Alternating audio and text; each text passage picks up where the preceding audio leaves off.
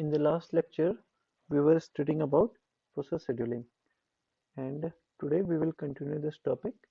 And under this topic, today we will study scheduling approaches. Okay, so let's start with scheduling approaches.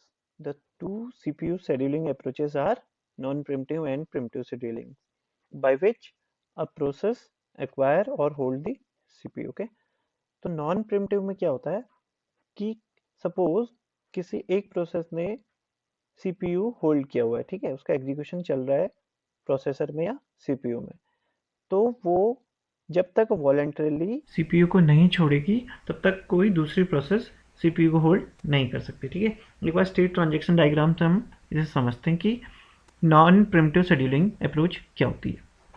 Okay, तो state transaction diagram में suppose मेरे पास ready state में P1, P2, P3 तीन processes हैं। ठीक है, ये बिल्कुल स्टार्टिंग का केस है और P1 को CPU असाइन कर दिया गया। ठीक है, किसी शेड्यूलिंग एल्गोरिथम से P1 को CPU मिल गया। अब P1 का एग्जीक्यूशन CPU में चल रहा है।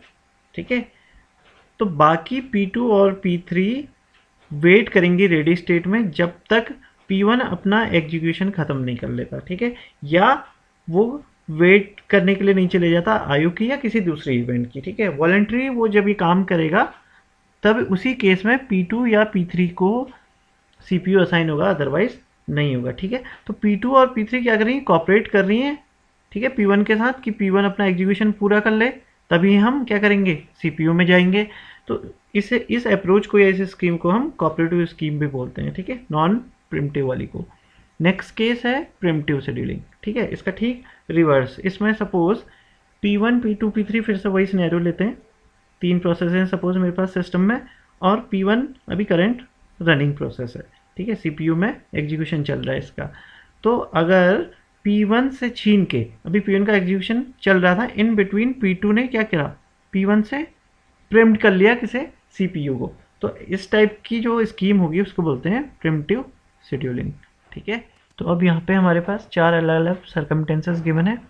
तो वन बाय वन को देखते हैं कि ये कौन सा नॉन प्रिमिटिव होगा और कौन सा प्रिमिटिव होगा। ठीक है, तो फर्स्ट है when a process switches from the running state to the waiting state. ठीक है, स्टेट ट्रांजेक्शन डायग्राम से इसको फिर से समझते हैं। There are two processes in the system. Okay, process P1 and process P2. P1 is in running state and P2 is in ready state.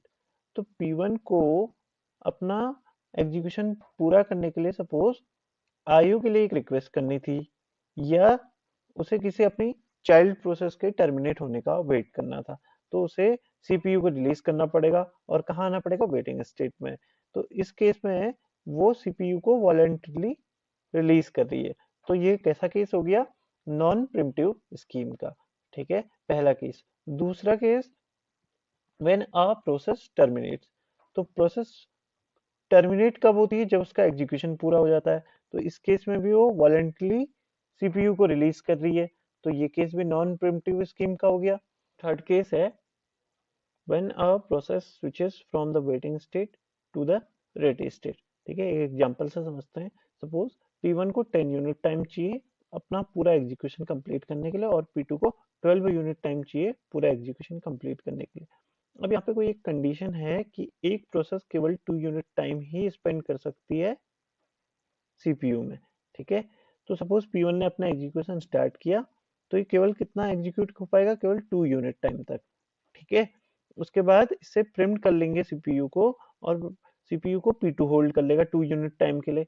तो कोई भी प्रोसेस ने अपना जो एग्जीक्यूशन है वो कंप्लीट नहीं किया था, उससे पहले ही सीपीयू से प्रिम्प्ट कर लिया। तो ये कौन सा केस हो गया, प्रिमिटिव शेड्यूलिंग का। ठीक है, फोर्थ पॉइंट है when a process switches from the waiting state to the ready state. ठीक है, ऐसा कब पॉसिबल है कि वेटिंग स्टेट से या फिर न्यू स्टेट से कोई प्रोसेस रेडी स्टेट में आए और उस प्रोसेस की प्रायोरिटी करंट रनिंग प्रोसेस की प्रायोरिटी से हाई हो। तो उस केस में करंट रनिंग प्रोसेस को प्रिम्प्ट करके हाई प्रायोरिटी की प्रोसेस को सीपीयू असाइन करना पड़ेगा। ठीक है, अभी हाई प्रायोरिटी हमारी एल्गोरिथम में डिफाइन होगी। ठीक है, कि हम हाई प्रायोरिटी की प्रोसेस किसे कह रहे हैं। एक एग्जांपल से इसे समझते हैं। सपोज मेरे पास अभी दो प्रोसेस हैं, ठीक है, P1 और P2, और मैंने प्रायोरिटी कुछ ऐसे डिफाइन की है कि जिसका एग्जीक्यूशन टाइम सबसे कम होगा उसे सीपीयू असाइन करेंगे। तो अभी के केस में P1 का एग्जीक्यूशन टाइम कम है, तो सपोज P1 को सीपीयू असाइन हो गया। And suppose after 1 unit time P1 CPU को रिलीज कर देता है आईओ और इवेंट के वेट के लिए। तो अब P1 को 4 यूनिट टाइम और चाहिए अपना पूरा एग्जीक्यूशन करने के लिए। जब P1 रिलीज करेगा तो सीपीयू P2 का असाइन हो जाएगा। सपोज कुछ देर बाद P1 ने अपना आईओ का काम पूरा कर लिया और वो रेडी स्टेट में आ गया, ठीक है, और P1 का अब एग्जीक्यूशन टाइम कितना और चाहिए इसको, 4 यूनिट टाइम। सपोज इस बीच P2 ने अपना 2 यूनिट कंप्लीट कर लिए, ठीक है, 2 यूनिट ये रन हो चुका था, तो इसके 6 यूनिट और बचे। अब हमारा क्राइटेरिया क्या था, हमारा प्रायोरिटी जो हमने डिफाइन करी थी कि जो शॉर्टेस्ट प्रोसेस होगी, ठीक है, उसे सीपीयू असाइन किया जाएगा। अब इन दोनों में अगर मैं कंपैरिजन करूं तो P1 का जो एग्जीक्यूशन टाइम है वो P2 से कम है। तो इस केस में अब P2 को क्या करना पड़ेगा, प्रिम्प्ट करना पड़ेगा, और सीपीयू असाइन हो जाएगा P1 को, ठीक है। तो ये केस भी हमारा प्रिम्प्टिव शेड्यूलिंग का था, ठीक है। सो फर्स्ट के दो केसेस हमारे नॉन प्रिम्प्टिव या कोऑपरेटिव शेड्यूलिंग स्कीम के हैं, और लास्ट के दो केसेस प्रिम्प्टिव शेड्यूलिंग अप्रोच या स्कीम के हैं, ठीक है। तो हम नेक्स्ट लेक्चर में आप शेड्यूलिंग क्राइटेरिया पढ़ेंगे, ठीक है। Thank you.